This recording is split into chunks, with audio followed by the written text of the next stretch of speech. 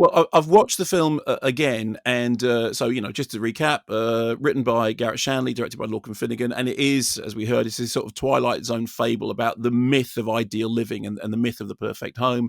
Poots and Eisenberg, Gemma and Tom, teacher, tree surgeon, trying to get on the housing ladder without luck, and they go to meet this estate agent who you said looks like Ron Mayle. I think looks like David Byrne in the Once in a Lifetime video, and he takes them to Yonder, as we heard from that clip, near enough but far enough, just the right distance. And then they get trapped in this maze of cookie cutter homes, all the same shade of sickly green, forced to live in number 9.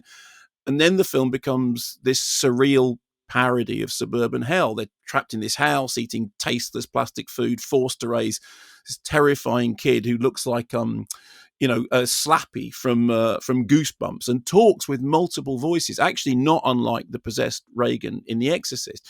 So the film has its roots in a short film, Foxes, which you mentioned before, and to some extent, it is a single idea stretched out to movie length. However, firstly, I think that Poots and Eisenberg are really good as the central couple. He's very well versed in doing that kind of alienated, slightly awkward, modern misfit. She is brilliant at creating a sense of sympathy, of empathy, of bringing the audience into the drama, of being the kind of the human face against the brittleness of his performance.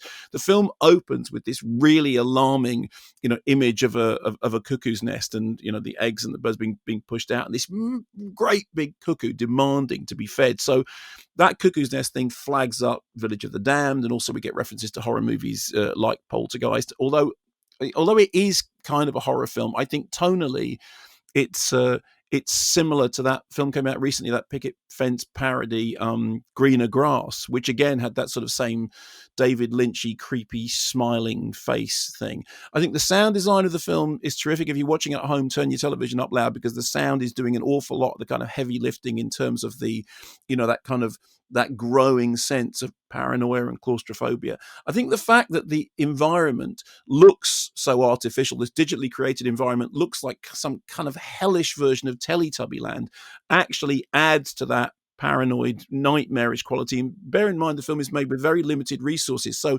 they're making use of the fact that they've got a fairly small box of tricks that they're using to enhance the story. And actually, even amid all the artifice, the most remarkable thing is that there are real emotions. There are moments of joy. There are moments of horror. There are moments of grief. And I think the key thing, and again, I was sort of saying this in the interview, the thing that makes it work is that for all the fantastical elements, it's the stuff that's relatable that matters. Sorry, I used the word relatable. I can't believe I said the word relatable.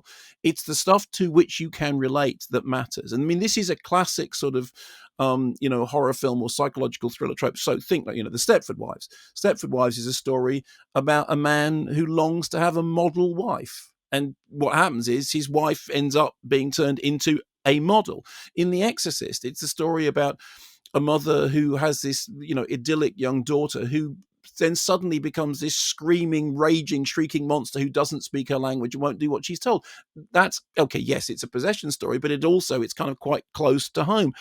Here you have a story of an aspirational couple who find themselves through, almost no decision of their own, suddenly locked in this box from which they can't escape, held hostage by a child they didn't plan for, quietly blaming each other for everything that happens, which, is something that strikes home. So I think that the film works best when it is closest to home, and I also think that with a fairly kind of limited palette and obviously sort of stripped down resources, what they've managed to do is to make it into something that is inventive, is adventurous. As I said, I've seen it twice now, and second time around, if anything, I was slightly more impressed by it. I mean, I know I do share that concern that you had, that it is one idea stretched over a feature-length film. And I think certainly if you go back and you look at Foxes,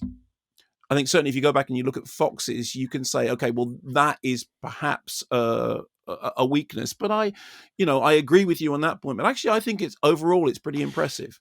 Yes, it's fair to say, excuse me, it's fair to say you liked it a whole lot more than I did. I mean, I think they are very watchable, and they're first-class guests and first-class pair of actors to run a movie. I thought it was stretched you know, 30, 40 minutes would have been fine. And there is television that's better than that, I would suggest. Yes, but again, as somebody who is a big fan of Twilight Zone and of those kind of, televisual tales of the unexpected, for me, that worked. And actually, under current circumstances in which everyone is watching at home, it is ideally suited probably for home viewing. I mean, I remember the first time you saw it, you said it felt more like something that you would watch at home. Well, now everyone is going to be watching it at home. And also, in the current situation, which can feel very isolating and very weird and very surreal, actually, it probably adds to the impact of the film.